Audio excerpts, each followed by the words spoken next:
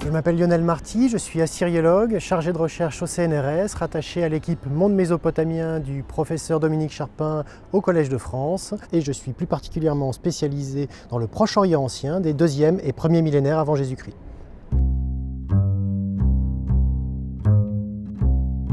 Ce qui est extrêmement intéressant, c'est que l'augmentation de la documentation à l'heure actuelle permet de nuancer toutes les visions que l'on pouvait avoir de la civilisation de l'Orient ancien.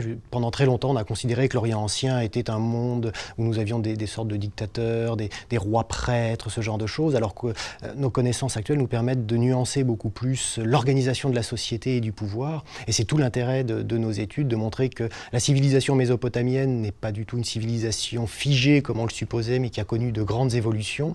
Et c'est tout ce qu'on est en train de redécouvrir à l'heure actuelle. Je m'intéresse tout particulièrement à l'Empire assyrien et je travaille d'une part sur la documentation cunéiforme, tout ce qui a trait à l'idéologie royale, et sur la documentation archéologique, car j'ai la chance de diriger une fouille aussi au Kurdistan irakien.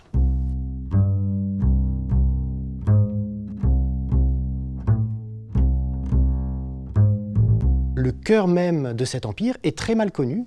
À l'heure actuelle, avec l'ouverture du Kurdistan irakien aux fouilles, tout ce cœur assyrien est en train d'être fouillé. Et donc, dans très peu de temps, nous allons enfin avoir énormément d'informations sur cet empire et sur un point qui est fondamental pour nos études, qui est pourquoi est-ce que cet empire est né.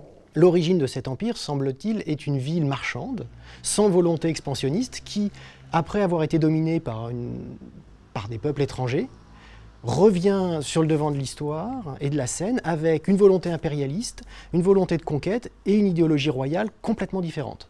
Et ce qui nous manque pour nous quand on étudie l'Empire assyrien, c'est cette phase, ces âges sombres, où il y a une mutation qui se produit, mais on ne la comprend pas.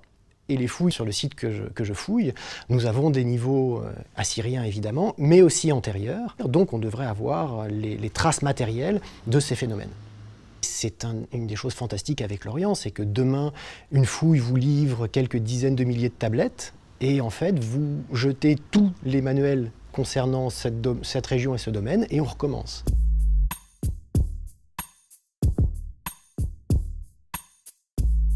D'une manière générale, je me suis intéressé aux sciences mésopotamiennes, et donc un des pans de ces sciences concerne les jours fastes et néfastes. Le roi ne peut agir qu'un jour faste.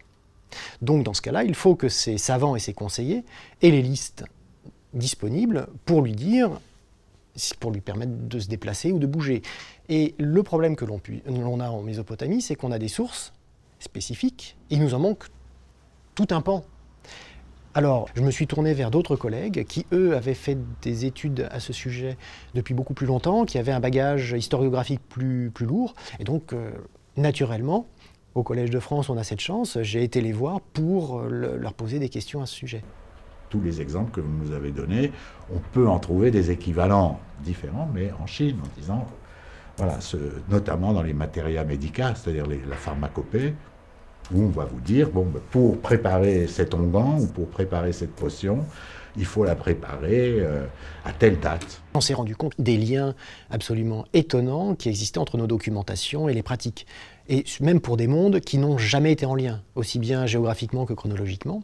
Et donc là, ça pose la question de savoir si justement on n'a pas quelque chose comme une constante humaine à étudier, la notion de notre vendredi 13. Donc pour le moment, c'est un projet qui en est évidemment à ses débuts, mais qui normalement devrait nous permettre d'enfin aboutir à ce que cherche l'historien des sociétés anciennes, c'est reconstituer la mentalité des gens que l'on étudie. L'étude des artefacts n'est qu'une des façons d'accéder à ça. Ce qui nous intéresse, nous, c'est de comprendre la civilisation que l'on étudie.